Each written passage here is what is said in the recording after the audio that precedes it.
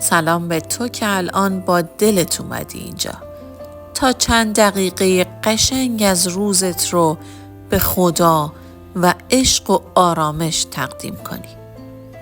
امروز روز 4 از چالش 30 روزه شکرگزاری و نیایش ماست و موضوعش یه چیز خیلی خاصه. چیزی که شاید هر روز کنارش زندگی میکنیم ولی گاهی فراموشش میکنیم.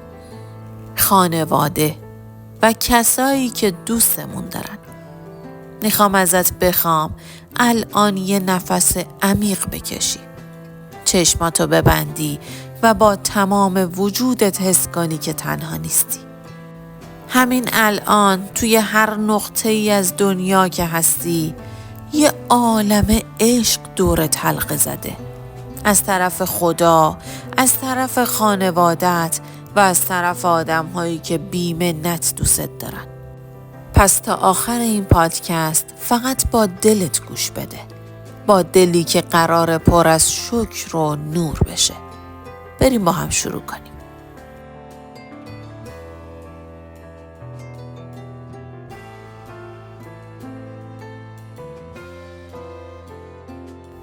خدایا شکر برای هدیه بزرگی به نام خانواده. برای پدر و مادرم، برای صدای خنده هاشون، برای تکیه‌گاه بودنشون، برای آغوشی که همیشه هست، حتی وقتی 1000 فرسنگ ازشون دورم. شکر برای مهربونی هایی که شاید هیچ وقت نگفتم ولی عمیقاً حسشون کردم. برای اون لحظه هایی که فقط با یه نگاه آرامش گرفتم. برای تمام صبح هایی که با دعای مادرم شروع شد و شب هایی که با لبخند پدرم تموم شد. خدایا شکرت که عشق رو در قالب این آدم ها بهم دادی. شکرت برای ریشه هام، برای خانوادم، برای بودنی که بی قید و شرطه.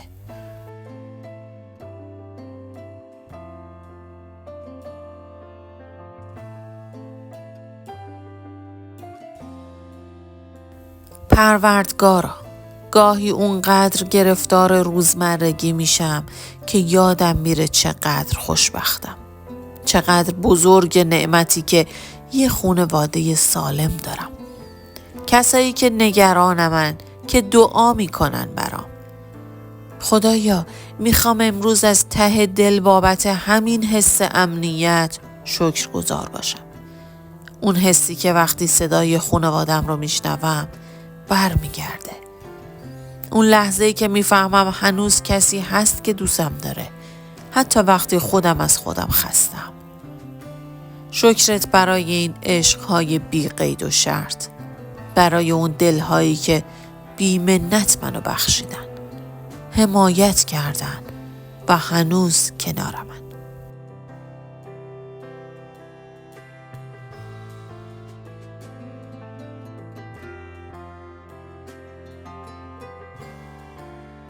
خدایا گاهی فاصله هامون زیاده ولی عشقشون هنوز نزدیکه. شکر برای خواهرم، برادرم، اون دوستایی که مثل خانواده‌من، برای آدم‌هایی که با یه پیام، یه حرف، یه لبخند دلم رو آروم میکنن. تو با دستای مهربونت اونا رو تو مسیر من گذاشتی تا یادم نره تنها نیستم.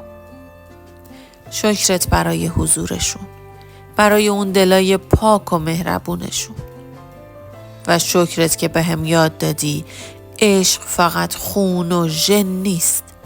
گاهی ریشه تو دلهای آشنا داره.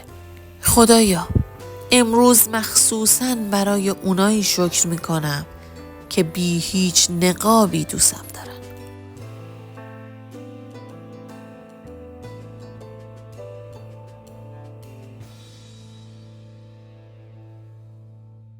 خدایا اگه یه روز ازشون دلخور شدم، اگه سکوتشون اذیتم کرد یا توقع بی جایی داشتم، منو ببخش و کمکم کن بتونم قدرشون رو بدونم.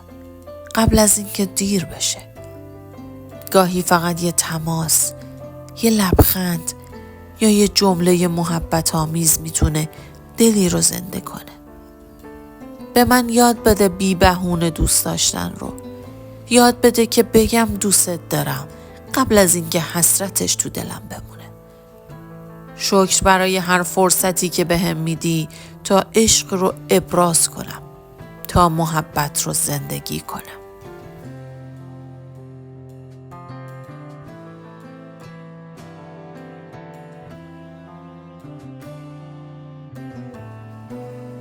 پروردگار من، شکر برای اون لحظه هایی که خانواده‌ام باعث رشد من شدن. برای نصیحت هایی که اون موقع ناراحتم کرد ولی حالا میفهمم پر از عشق بوده. برای حمایت هایی که توی سکوت کردن بدون اینکه حتی بهم بگن. خدایا عشقشون یه زبان خاص داره که فقط دل میفهمه. شکرت که این زبان رو یادم دادی و شکرت برای همه پدر و مادرها، همسرها، فرزندان، دوستها و همراهانی که عشق رو بی ادعا پخش میکنن.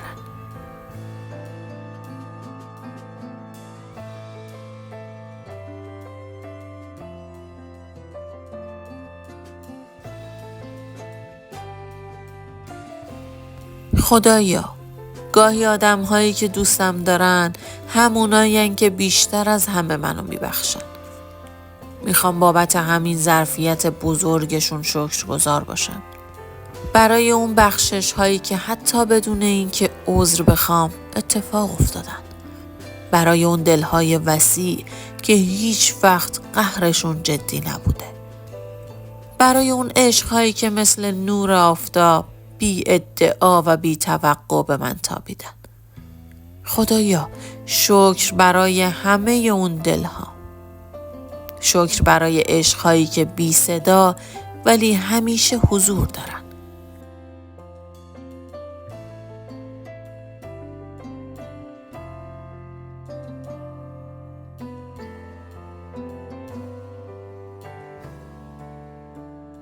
خدایا میخوام برای اونهایی هم دعا کنم که شاید ازم دلگیرن یا من ازشون رنجشی دارم. تو خودت بینمون صلح بنداز. محبت رو برگردون. یاد بده به جای غرور عشق رو انتخاب کنم. به جای قهر آغوش، به جای فاصله فهمیدن. شکرت که همیشه راه بازگشت به عشق رو نشونم میدی و شکرت که حتی رابطه های شکسته رو میتونی با نور ترمیم کنی.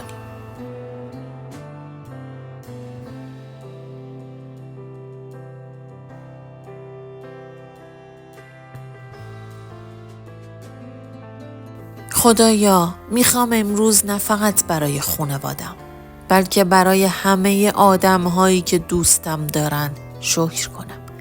برای اون دوست قدیمی که هنوز احوالمو میپرسه. برای اون همکار مهربونی که لبخندش روزمو بهتر میکنه. برای اون غریبه‌ای که یه بار کمکم کرد و رفت. شکرت برای همه نشونه های عشقت که توی آدم ها پخش کردی. تو از طریق اونا دوستم داری و من امروز اینو عمیق‌تر از همیشه حس میکنم.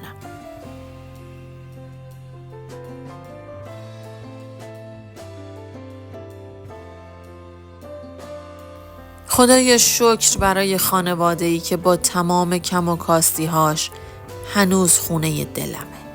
برای اون سفره‌ای که با عشق پهن میشه حتی وقتی ساده است.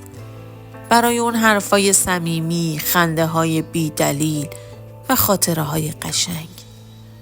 خدایا شکرت که من رو در حلقه عشقی قرار دادی که هیچی نمیتونه از بین ببره و کمکم کن تا منم برای عزیزام پناه و آرامش باشم همونطور که اونا برای من هستن.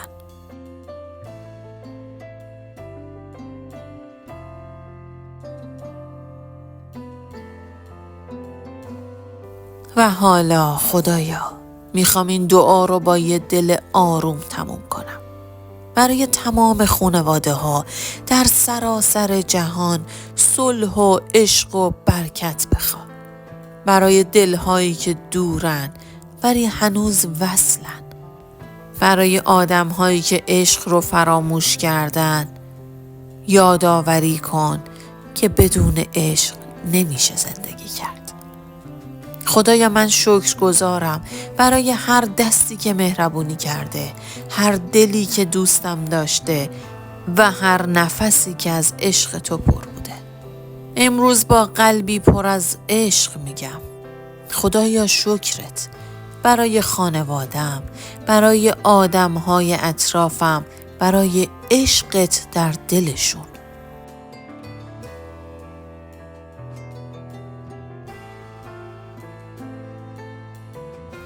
اگه تا اینجا با من بودی ازت ممنونم. میخوام ازت بخوام همین الان یه پیام محبت آمیز برای یکی از عزیزانت بفرستی. بهش بگو که قدردانش هستی. بگو که بودنش برات مهمه. و یادت نره هر بار که شکرگزاری میکنی یه ذره از نور خدا توی دلت بیشتر میشه. تا پادکست بعدی با عشق، با آرامش و با یاد خدا باشی. خداحافظ.